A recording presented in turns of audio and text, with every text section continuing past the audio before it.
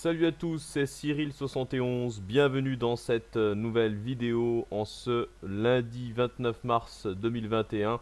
On se retrouve pour un nouveau point météo, ça fait quelques jours, quasiment 3 semaines que je n'avais pas fait de point avec les modèles. On retrouve le run de contrôle, l'ensembliste, le déterministe des modèles américains GEFS, c'est parti. On va regarder les centres d'action et ensuite les masses d'air, puisqu'il va se passer des choses intéressantes à venir, notamment pour ce mois d'avril. Alors là, le mois de mars se termine avec une grande douceur printanière. Effectivement, nous sommes au-dessus des normales de saison par rapport à la position de l'anticyclone qui est du côté de l'Europe centrale avec un flux de sud qui donc remonte sur notre pays et une grande partie de l'Europe occidentale, alors que les dépressions, elles, sont plutôt au nord de l'Europe, vraiment très au nord. Et sur l'Atlantique, on va avoir du mouvement qui va justement ensuite nous faire basculer dans un flux de nord-est avec donc le mouvement des centres d'action et des masses d'air qui vont suivre par rapport au changement de synoptique. Alors, également une chose importante, vous voyez que là, au moins, c'est de qualité, l'image est en 1080p. Tout fonctionne bien, contrairement au live. La situation, effectivement, dans ce mois de mars, on va finir ce mois de mars avec un léger excédent au niveau des températures, finalement. Et pour la pluviométrie, un léger déficit. Ça, il n'y a pas vraiment de surprise du côté de la pluviométrie. Mais ce mois d'avril pourrait bien être remarquable, notamment au niveau des températures. C'est parti, on va regarder tout ça. Je vais vous expliquer pour quelles raisons. Donc là, jusqu'au milieu de semaine, nous sommes toujours sous l'influence de cet anticyclone sur l'Europe centrale. Mais on a un autre anticyclone qui très rapidement est en train de s'élever du côté de l'Islande, du sud de l'Islande. Et là, on va avoir un petit peu une bagarre entre les deux anticyclones. Et finalement, l'anticyclone de l'Europe centrale va disparaître, va en quelque sorte s'effondrer sur lui-même. Et on voit que du coup, c'est plutôt la Méditerranée qui gardera des pressions plutôt élevées dans une masse d'air plutôt douce, alors que on sera de plus en plus influencé par l'anticyclone islandais qui nous fera basculer dans un flux de nord-est, on le voit ici.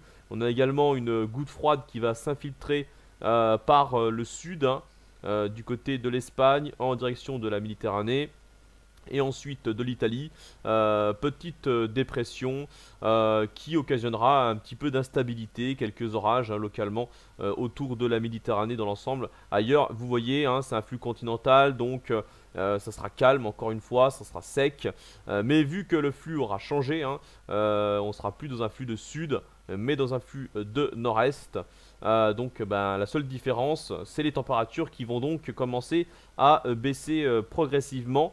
Mais c'est surtout à partir de la semaine prochaine, finalement, la semaine après, de la semaine du lundi de Pâques, que la situation va vraiment devenir exceptionnelle par rapport à la synoptique. Regardez ce qui se passe ici. On a un anticyclone très très puissant qui va s'installer sur le Groenland. Regardez bien les pressions atmosphériques. Là, on est à 1080 hectopascales. Ici sur le Groenland, c'est vraiment incroyable. Regardez les isobars, d'ailleurs très resserrés, c'est carrément une tempête anticyclonique. C'est très rare de voir ça, surtout dans cette période de l'année. Donc on voit très bien cette large dorsale anticyclonique sur une grande partie de l'Atlantique. Les dépressions, elles, sont vraiment de l'autre côté, elles sont bloquées ici à l'ouest des Açores.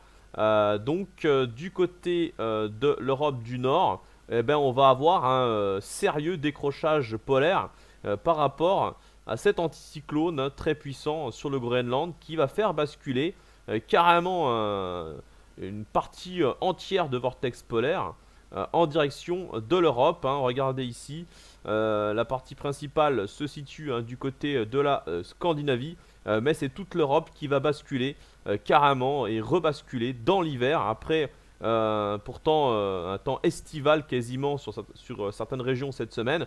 Et ben là, la semaine prochaine, c'est le retour de l'hiver.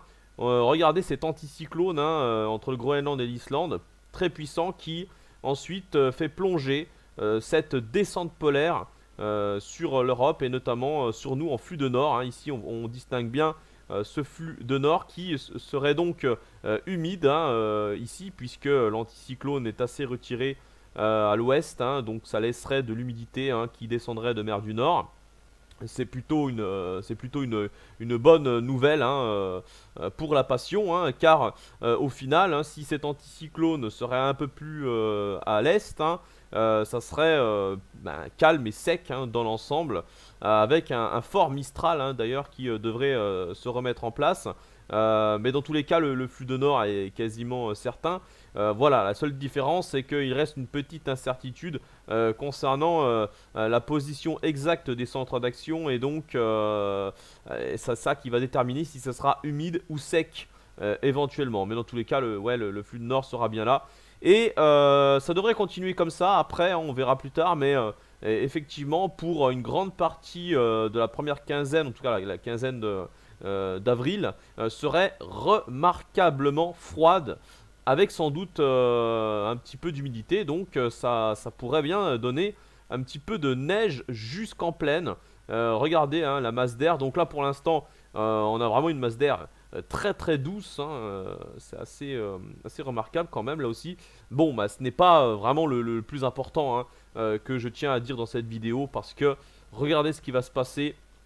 Ensuite, on constate l'anomalie froide qui apparaît sur le Groenland, avec une anomalie vraiment importante, jusqu'à moins 40 au niveau de la masse d'air ici. C'est quand même assez incroyable.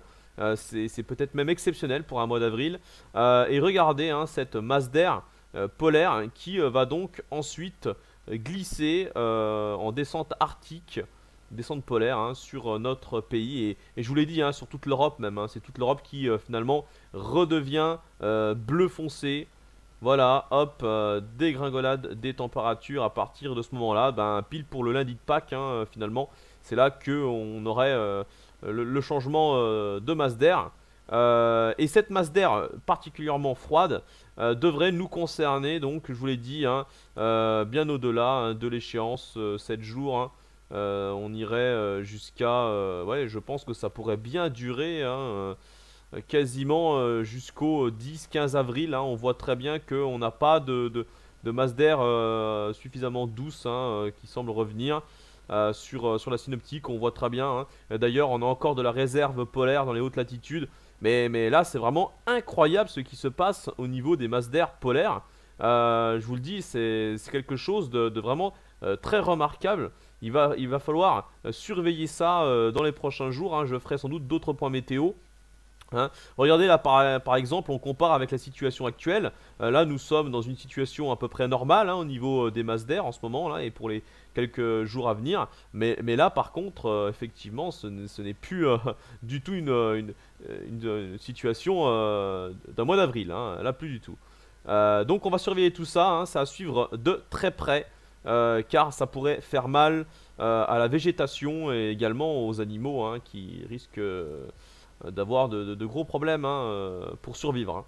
On pense aux oiseaux. Donc attention, attention à tout ça, on suivra. Merci d'avoir regardé ce point météo et donc à bientôt. Ciao.